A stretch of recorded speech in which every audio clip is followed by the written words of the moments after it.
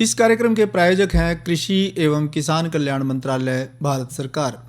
हर जोखिम से निकल कर फसल आए, सुरक्षित हो जाए।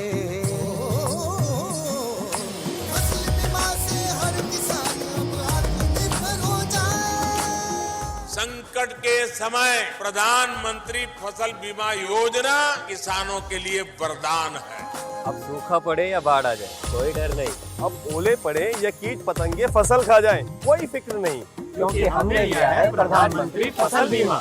बुआई से फसल कटाई तक हर जोखिम का दावा, न्यूनतम प्रीमियम पर अधिकतम भुगतान का वादा। योजना से हर साल जुड़ रहे हैं 5 करोड़ से ज्यादा किसान। अब आपकी है बारी। नजदीकी कृषि कार्यालय, सहकारी समिति, बैंक शाखा, अधिकृत बीमा कंपनी या जन सेवा केंद्र में स्वेच्छा से करा सकते हैं पंजीकरण। फसल बीमा पोर्टल या फसल बीमा ऐप द्वारा भी कराया जा सकता है पंजीकरण। प्रधानमंत्री फसल बीमा योजना, आपकी फसलों का संपूर्ण सुरक्षा कवच। कृषि एवं किसान कल्याण मंत्रालय, भारत सरकार। किसान वाणी कार्यक्रम सुनने वाले सब बहन भाइयों ने धर्मवीर भाई की राम राम। भाइयों, आज दिन मंगलवार है, लेकिन आप जानते हैं कि ये जो कोरोना महामारी है ये अपने विकराल रूप में अब फैल रही है। तो ऐसे में बहुत ज़रूरी हो जाता है कि हम सभी मिलजुल कर इस बीमारी का सामना करें, और इसी वजह से हम भी जो फ़ोन इन कार्यक्रम है वो नहीं कर रहे। तो इसकी जगह हमने फिर विशेषज्ञ को ज़रूर हमने विशेषज्ञ से बातचीत की, और विषय था हमारा बातचीत का कि मिट्टी की जांच की विधि क्या हो और जांच का महत्व क्या हो। तो इस विषय पे हमने विशेषज्ञ डॉक्टर मुकेश कुमार, जो कि सहायक भूमि संरक्षण अधिकारी कृषि विभाग कुरुक्षेत्र हैं, उनसे हमने बातचीत की। ये बातचीत इसलिए बहुत अहमियत रखती है कि सेहत चाहे मिट्टी की हो चाहे इंसान की हो, वो बहुत मायने रखती है। मिट्टी की सेहत को जांचने के लिए मिट्टी का परीक्षण कराना बहुत ज़रूरी है, पर उसकी सही जांच कैसे हो और उस जांच से हमें क्या क्या पता चल जाता है, ये सारी बातचीत हमने डॉक्टर साहब से की, और ये बातचीत हम कार्यक्रम में आज सबसे पहले सुनवाते हैं आपको। आइए सुनते हैं। डॉक्टर साहब, अपना परिचय दीजिए। मैं डॉक्टर मुकेश कुमार, सहायक भूमि संरक्षण अधिकारी कुरुक्षेत्र। जी डॉक्टर साहब, आपका कार्यक्रम में स्वागत है। डॉक्टर साहब धन्यवाद। डॉक्टर साहब, हम आपसे ये जानना चाह रहे हैं कि मिट्टी की जो जांच है उसकी सही विधि क्या है डॉक्टर साहब, क्योंकि ना आजकल आप तो जानते ही हो कि किसान भाइयों के लिए एक बहुत जरूरी संदेश आपका विभाग ये देता है कि भाई मिट्टी की जांच होनी चाहिए, मिट्टी की सेहत की आप पता चले, उसके लिए समय समय पे मिट्टी की जाँच हो। तो लेकिन अब किसान भाई इस बात को सुनते भी हैं और समझते भी हैं कि ये ठीक बात है, लेकिन मिट्टी की जांच की जो विधि क्या है, सही विधि, इसके बारे में हम आपसे जानकारी लेना चाहेंगे डॉक्टर साहब। सबसे पहले तो मैं आप और सभी किसान भाइयों का इस प्रोग्राम में स्वागत करता हूं। मिट्टी जांच एवं भूमि परीक्षण से संबंधित जानकारी किसान भाइयों को होना बहुत ही आवश्यक है। वर्तमान समय में किसान भाई बिना मिट्टी जाँच के अंधाधुंध खाद एवं उर्वरक खेतों में डाल रहे हैं, जिसके कारण हमारी उपजाऊ मिट्टी तो खराब हो ही रही है, साथ साथ में हमारे स्वास्थ्य पर भी कुप्रभाव पड़ रहा है। जी डॉक्टर। पैदावार किसान भाइयों, उचित पैदावार के लिए पौधों को 16 पोषक तत्वों की आवश्यकता होती है। यह आवश्यक तत्व carbon, hydrogen, oxygen, nitrogen, phosphorus, potash, calcium, गंधक, मैग्नीशियम, लोहा, मैग्नीज, बोरोन, जिंक, तांबा, मोलिब्डेनम व क्लोरीन इत्यादि होते हैं। किसान भाइयों, प्रथम 3 पोषक तत्वों को पौधे पानी तथा हवा से प्राप्त करते हैं व शेष पोषक तत्वों को पौधे भूमि से ग्रहण करते हैं। अब बात यह आती है कि हमें मिट्टी की जांच की आवश्यकता क्यों पड़ी। किसान भाइयों, यह जानना बहुत जरूरी है कि भूमि में विभिन्न पोषक तत्वों की स्थिति क्या है और कौन कौन से तत्व कितनी मात्रा में डालने जरूरी हैं, ताकि पौधे को आवश्यक खुराक मिल सके। यह सब जानने के लिए किसान भाइयों, खेतों की मिट्टी का परीक्षण करवाना अति अनिवार्य होता है। अब मैं आपके सवाल का जवाब देता हूँ, जिसमें आपने सही विधि के बारे में जो है जानकारी लेने की वो की है। जी डॉक्टर साहब। सर्वप्रथम किसान भाइयों, जिस खेत की मिट्टी का नमूना हमें लेना है, उस खेत में 6 स्थान पर निशान लगा लेना चाहिए। 6 स्थान पे निशान लगा लेने चाहिए। 5 से 6 स्थानों पर निशान लगा लें, और निशान लगा लें एवं उन निशान जहाँ पर आपने निशान लगाए हैं वहाँ उन उन पर अपने क्या कहते हैं कि उसके ऊपर यदि कोई घास खरपतवार इत्यादि है तो उनको जो है वहाँ से हटा दे, साफ कर ले उनको, ठीक है जी जी डॉक्टर साहब। हाँ जी हाँ जी। और फिर लगभग 15 सेंटीमीटर या आधा फीट गहरा गड्ढा खोद ले और उस गड्ढे में खुरपी या कशी से ऊपर से नीचे तक की मिट्टी ले ले। इस मिट्टी को कागज में या ट्रे में लेकर अच्छी तरह से मिलाकर इकट्ठा कर ले। फिर एक बार उसमें यदि कोई घास या फूस या कोई खरपतवार का टुकड़ा है तो उसको हटाकर साफ कर ले। मिट्टी को 4 भागों में बांटकर आमने सामने के 2 भागों की मिट्टी को रखकर बाकी को फेंक दे।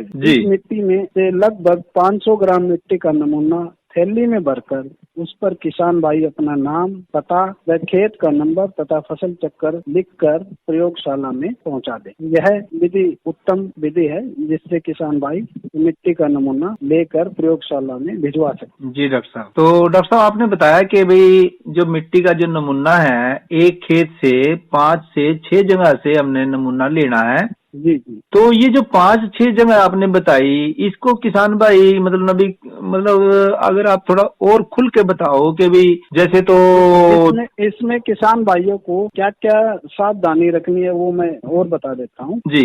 जैसे जो 20 एकड़ से हमें मिट्टी का सैंपल लेना है उसके चारों तरफ से 6-6 फीट दूरी छोड़कर जो है निशान लगाने हैं। 6 फीट की दूरी, जो डोर से 6 फुट की दूरी डॉक्टर साहब? नहीं, कॉर्नर से कॉर्नर जो खेत की बाउंड्री है ना जी जी, उसके अंदर 6 फीट जगह छोड़ दे। मतलब खेत के अंदर जो उसकी जो डोर है, डोर से 6 फुट अंदर जा करके और फिर सैंपल लेना है। हाँ जी जी डॉक्टर साहब। और किसान भाई जो नमूना है वो खेत में रूढ़ी या कंपोस्ट आदि के ढेर के पास से न ले। मतलब जहाँ खेत में खाद अगर डली हुई है तो उस डली हुई खाद के पास से नमूना लेना ठीक नहीं रहेगा, क्योंकि उससे जो मिट्टी की सेहत का सही पता नहीं चलने का। हाँ जी, बिल्कुल सर, बिल्कुल जी डॉक्टर। दूसरा, किसान भाई नमूना नीची जमीन या खेत में मेड़ या डोल के बिल्कुल पास से ना ले। जी जी। खेत में मेड़ है, डोल है, उसके पास से ना ले। तो उसका क्या नुकसान रहेगा डॉक्टर साहब अगर जो डोल के पास से लेते हैं तो?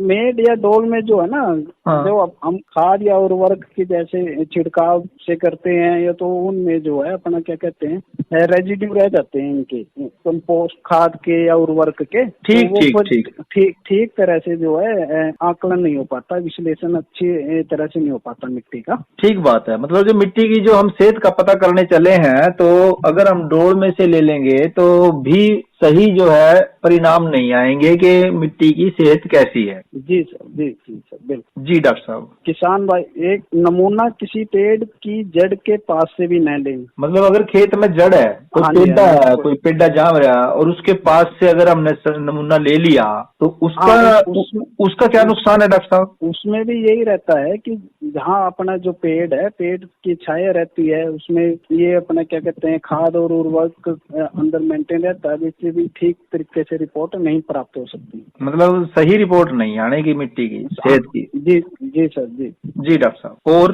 किसान भाई और खड़ी फसल से भी नमूना नहीं लेना चाहिए, खाली खेत से ही नमूना लेना चाहिए किसान भाई को। और मतलब यदि किसी किसान भाई की जमीन कल्लर है, मतलब कल्लर भूमि है, तो उस खेत का नमूना लेने का तरीका थोड़ा अलग है। उसमें हमें 3 फुट की गहराई तक खेत से नमूना लेना पड़ेगा। पहले 2 नमूने 6 इंच पर लेंगे और अगले 2 नमूने 1-1 फुट की गहराई से लेंगे। ऐसा क्यों डॉक्टर साहब? इसका क्या कारण है डॉक्टर साहब? इससे जो है कलर भूमि का जो नीचे तक एक्यूरेट जो है परीक्षण परिणाम मिलेगा। जी डॉक्टर साहब। तो ये बात रही कि भी मिट्टी की जो जांच के लिए जो नमूना लेना है वो किस तरीके से लेना है, इस बारे में आपने बताया। हाँ जी। डॉक्टर साहब, ये जो अपना जो कृषि वैज्ञानिक हैं वो कितनी तरीके से सैंपल मतलब लेना बताते हैं, कितनी तरीके से किसान भाइयों को सैंपल लेने की आप सलाह देते हैं भी, और उनमें से सबसे बढ़िया तरीका कौन सा है सैंपल लेने का, मिट्टी का सैंपल लेने का? मिट्टी के सैंपल जैसे 3 प्रकार से लिए जा सकते हैं। एक तो जैसे हमारा खेत की मिट्टी का सैंपल लेना है जो मैंने बताया आधा फुट। दूसरा जो है कलर भूमि का सैंपल बताया मैंने तरीका। तीसरा एक बागवानी फसल के लिए भी अलग तरीके का सैंपल है। वो क्या है डॉक्टर साहब? किसान भाई को उसमें लगभग 6 फुट की गहराई तक भूमि से सैंपल लेना पड़ेगा मतलब जिस पहले- खेत में बाग लगाने का इरादा रखता है किसान भाई, तो हाँ जी। उसको चाहिए कि कम से कम 6 फुट नीचे तक की मिट्टी का नमूना लेवे। कलेक्ट करे और शुरू के 2 सैंपल तो आधा आधा फीट पे लेने हैं अच्छा जी। और बाकी के 5 सैंपल जो है 1-1 फीट की गहराई पर लेने हैं। अच्छा जी। इससे क्या होता है कि हमें फसल लगाना है या फिर कलर भूमि वाली जो वहाँ से सैंपल लेते हैं वो तो हमारी लगभग 3 फुट तक और आधा फुट तक जो है कवर हो जाती है, लेकिन जी। बागवानी के लिए इसकी जड़ें नीचे गहराई तक जाती हैं और बीच में कंक्रीट लेयर आ जाती है। जी। कंक्रीट लेयर का पता फिर नीचे तक जैसे हम 7 फुट तक सैंपल लेंगे उसमें पता चल जाएगा, फिर उससे पता चल जाएगा कि भाई कौन सा फल का पौधा लगाने के लिए उचित है और भाई उचित है भी कि उचित नहीं है, ये सारा पता चल जाएगा। हाँ जी, उचित है और उचित भी नहीं है, ये बिल्कुल पता चल जाएगा। तो डॉक्टर साहब ये तो बात रही कि भाई मिट्टी की जो जांच है भाई उसको भाई किस ढंग से हमने नमूना लेना चाहिए, और नमूना ले लिया किसान भाई ने, और आपने बताया था कि नमूना लेने के बाद वो एक दोबारा से आप अगर उस बात को दोहरा दें कि किस तरीके से, मान लिया जैसे 6 जगह से नमूना ले लिया तो फिर किस तरीके से हमने उस 6 जगह से लिए हुए नमूने को, मिट्टी को फिर हमने कैसे एक नमूने में तब्दील करना है, तो उस प्रक्रिया के बारे में थोड़ा सा आप खुल कर बता दें किसान भाइयों को, ताकि वो इस आपकी जानकारी से फायदा उठा सके। इसके लिए किसान भाई 5 से 6 अलग अलग स्थानों से जैसे सैंपल लेंगे, ठीक बात। सैंपल को एक ट्रे ले लो या फिर एक कागज का टुकड़ा ले लो, उसमें अच्छी तरह से मिला लो 5-6 सैंपल को। 5-6 जो सैंपल लिए हैं उनको सारे की मिट्टी को हमने मिला लेना है, आपस में मिला लेना उनको आपस में मिला से। जी हाँ जी, और जी। उनकी फिर 4 डेरिया बना ले, आमने सामने और दाएं बाएं। ठीक।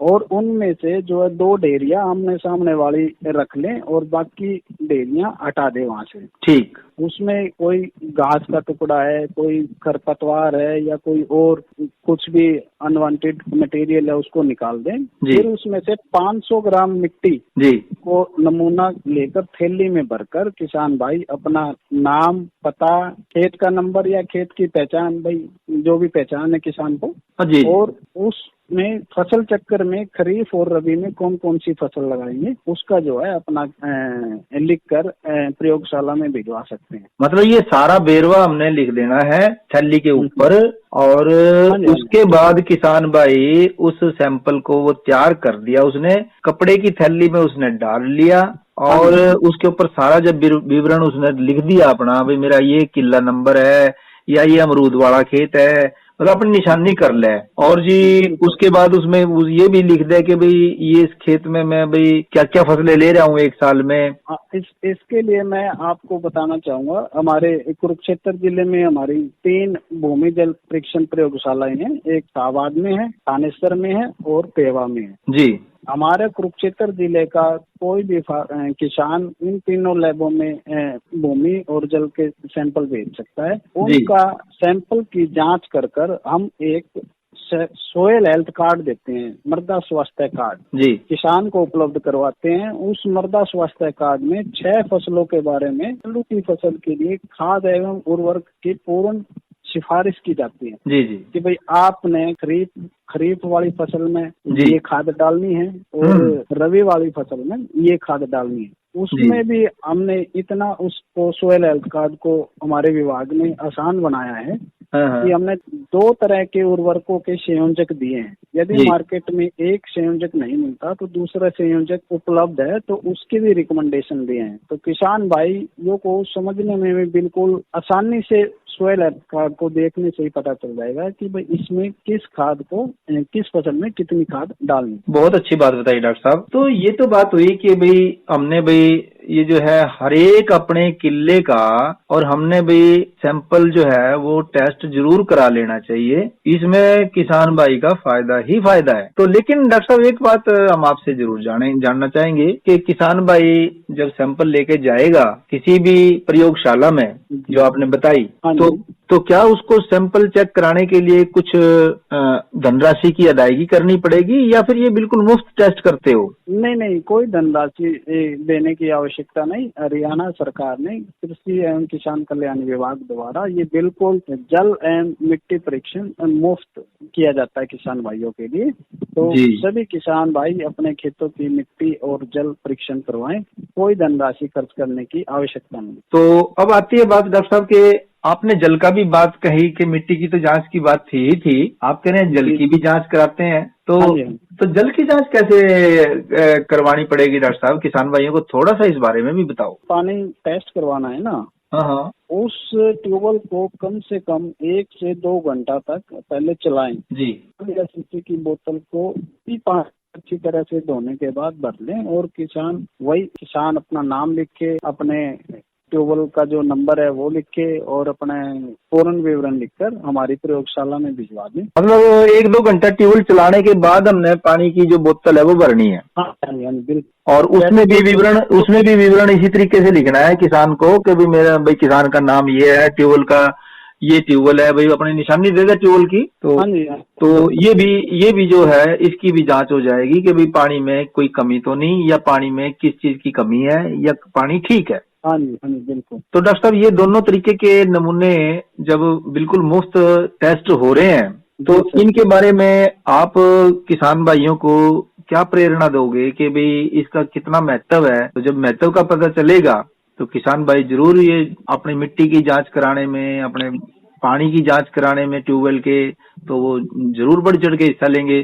तो आप इस बारे में बताओ डॉक्टर साहब कि भाई क्या महत्व है इनकी सैंपलों की जो जांच कराने का? मिट्टी की जांच का जांच करने का महत्व ये है कि एक तो हमें मिट्टी की जो है स्वास्थ्य की जांच का पता चल जाता है कि इस मिट्टी में हमारी कौन कौन से पोषक तत्व की आवश्यकता है। जी। वही पोषक तत्व हम मिट्टी को प्रदान करेंगे तो उस जो है अच्छी पैदावार आएगी। यदि हम मिट्टी की जांच कराए बिना ही उसमें वैसे ही खाद एवं उर्वरक डालते रहेंगे, मान लीजिए हमारी मिट्टी में नाइट्रोजन की कमी है या फास्फोरस की कमी है और डाल हम कुछ और रहे हैं, तो उसका उस पर कुप्रभाव पड़ता है। दूसरा जो है मिट्टी की जांच में एक आपको संतुलित खाद एवं अच्छे बैलेंस तरीके से जो है खाद को डालने का जो है हमारे सोइल हेल्थ कार्ड में सिफारिश की जाती है, जिससे कि पैदावार भी अच्छी होती है और मृदा का स्वास्थ्य भी बना रहता है। जी डॉक्टर साहब, तो हम आपसे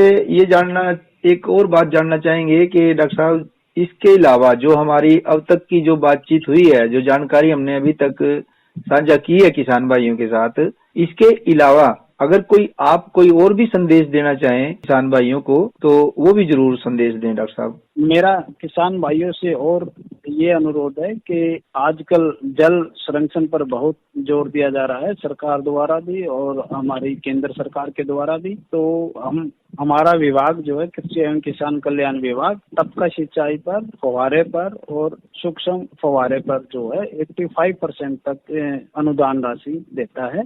कोई भी किसान भाई अगर ये टपका सिंचाई, फव्वारे इत्यादि लगवाना चाहता है तो उनका हम जो है 85% सब्सिडी पर लगवा सकते हैं। और हमारे 4 ब्लॉक कुरुक्षेत्र के बवेन, पीपली, इस्माइलाबाद और लाडवा, यहाँ पर तो किसान को कुछ भी देने की आवश्यकता नहीं, 100% तक जो है किसान को हम फ्री में जो है ये टपका सिंचाई, फव्वारा व मिनी स्प्रिंकलर वगैरह सब्सिडी पे लगवा रहे हैं। मेरा किसान भाइयों से यही अनुरोध है, अपने खेतों की एक तो मिट्टी एवं जल परीक्षण जरूर करवाएं, ताकि आपको बिल्कुल आपके मिट्टी के स्वास्थ्य की जांच का पता चल जाए। तो डॉक्टर साहब आपने बेशकीमती जानकारी दी, किसान भाई इसका फायदा उठाएंगे ऐसी हमने उम्मीद है। आपने हमारे से बातचीत करी, इस सब बातचीत के लिए आपका बहुत बहुत धन्यवाद। तो ये थे डॉक्टर मुकेश कुमार, सहायक भूमि संरक्षण अधिकारी, और विषय हमने लिया था मिट्टी की जांच की विधि और मिट्टी की जांच का क्या महत्व है। तो भाइयों अब आपको बता दें कि आज का जो मौसम कैसा रहा।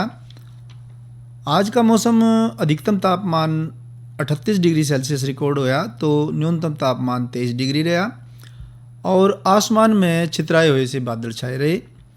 कल के मौसम के बारे में पूर्वानुमान ये है कि तापमान घटेगा और अधिकतम तापमान 34 डिग्री सेल्सियस रहने की संभावना है, तो वहीं न्यूनतम तापमान 20 डिग्री सेल्सियस रहने की संभावना है और कहीं कहीं गरज के साथ छिट्टे पड़ने की भी संभावना है।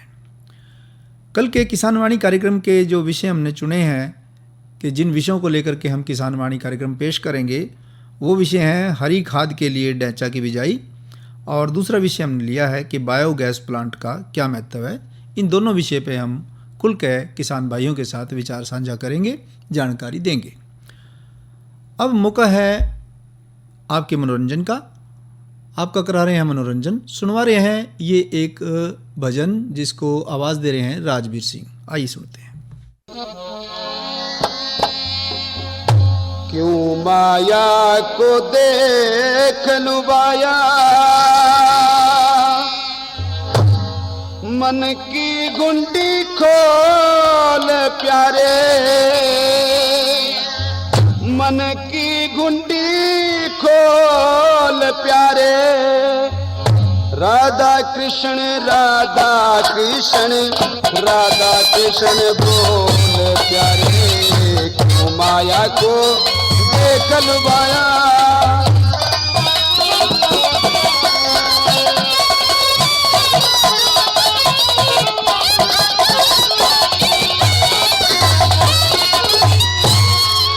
विरता सारी उम्र गंवाई, धर्म की पूंजी नहीं कमाई, धर्म की पूंजी नहीं कमाई, मिल जावे भू पड़ी भलाई, मिल जावे भू पड़ी भलाई, ना लगे कुछ मोल प्यारे, हो ना लगे कुछ मोल प्यारे, राधा कृष्ण राधा कृष्ण राधा कृष्ण बोल प्यारे, माया को दे।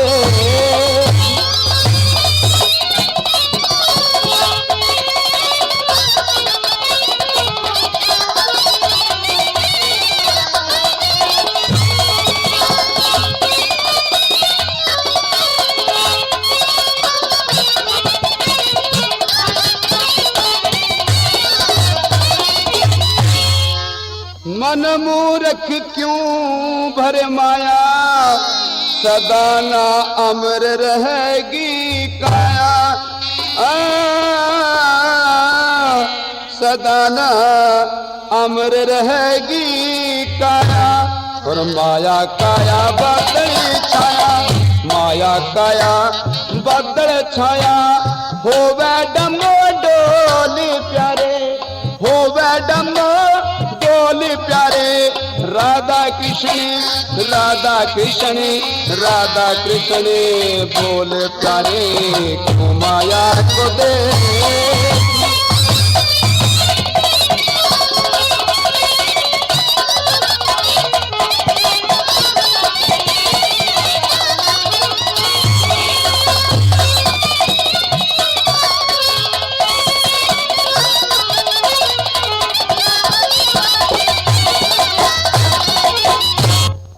मन में बंदरी गांठ भरम की, भजन में मन बात शर्म की,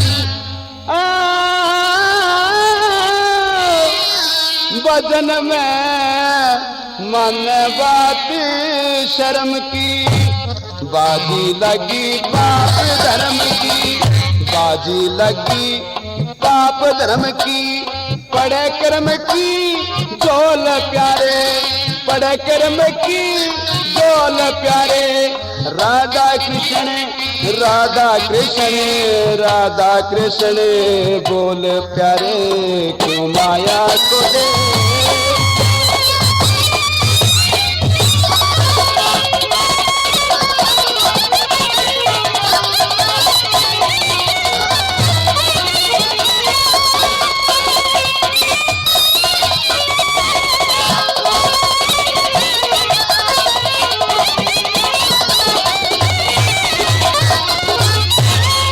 मान मत मन पापी का कहना, पड़ेगा अंत समय दुखी सहना।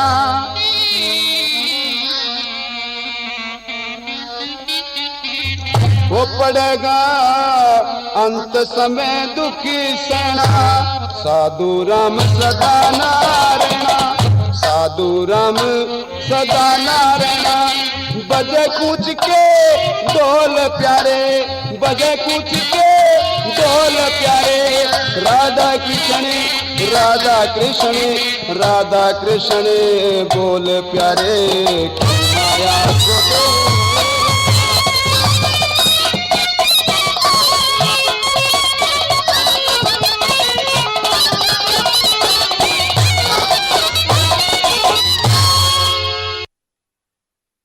साधु राम सदा ना रहना, बजय कूच का ढोल प्यारे। राधा कृष्ण राधा कृष्ण राधा कृष्ण बोल प्यारे। ये आपने भजन सुना, राजवीर सिंह की आवाज़ थी। भाइयों, चलते चलते हम आपको ये ज़रूर सुझाव देना चाहेंगे कि जो कीटनाशकों का प्रयोग करना आज के किसान की मजबूरी है। खरीदते वक्त भी हमने कीटनाशकों को जब खरीदने चलें तब भी सावधानी बरतनी चाहिए। फिर छिड़काव करने से पहले खेत में जब हम उसको प्रयोग करें तब भी हमने सावधानी बरतनी चाहिए। जब हम छिड़काव कर रहे हों दवाइयों का तब भी हमने खेत में बड़ी बारी सावधानी बरतने की ज़रूरत है। और छिड़काव कर लिया उसके बाद भी सावधानी बरतने की ज़रूरत है। तो जब दवाई बच गई, उस बची हुई दवाई को भी सुरक्षित भंडारण करना ये भी बड़ा सावधानी का काम है। कीटनाशकों का उपयोग सुरक्षा के साथ करें। जब भी हमने कीटनाशकों का प्रयोग करना हो तो इसमें ज़रा सी भी लापरवाही जो है वो जानलेवा साबित हो सकती है। कोशिश करें कि ये जो कीटनाशक हैं इनका जब हम इस्तेमाल करें कि ऐसे ढंग से इस्तेमाल हो, बड़े भी बचे रहें, छोटे बच्चे भी बचे रहें। बच्चों से तो बल्कि ये कीटनाशक दूर ही रखने चाहिए, ऐसी हम आप भाइयों से गुजारिश करते हैं। अरे अरे अरे क्या कर रहा है? इधर इधर इधर हम बोल रहे हैं तेरे बीजू का। पुतला बोल रहा है? हाँ, पक्षियों से तो हम खेत को बचा लेते हैं, पर इन घातक रसायनों से कैसे बचाएं? मतलब? देख बेटा, तू जो ये अंधाधुंध रसायन मिलाता है ना, मिट्टी की सेहत बिगड़ने लगी है। और जब माटी ही कमजोर पड़ जाएगी तो उपज कैसे सेहतमंद होगी? अरे पहले ऐसा नहीं था। पूछना अपने बड़े बुजुर्गों से, कैसे फसल लहलहाती थी, शुद्धता झलकती थी। हाँ, माटी भी तंदुरुस्त और लोग भी। अरे अब पहली वाली बात कहाँ? पर अब तो सब यही डाले हैं। सब नहीं, आज भी लाखों जागरूक किसान परंपरागत विधि से फसल उगा रहे हैं। खर्चा कम और उपज की कीमत भी बेहतर पा रहे हैं। सच है? रे बेटे, एक्सपीरियंस से बता रहे हैं। धूप में बाल सफेद नहीं किए हैं। हाँ। ठीक है भाई, मैं भी आज से जैविक खेती शुरू करूंगा। माटी से प्रेम की परंपरा है, परंपरागत खेती। इसी के साथ ही किसान वाणी कार्यक्रम समाप्त हुआ। इस कार्यक्रम के प्रायोजक थे कृषि एवं किसान कल्याण मंत्रालय, भारत सरकार। धर्मवीर भाई ने दे इजाजत। अच्छा भाइयों, राम राम।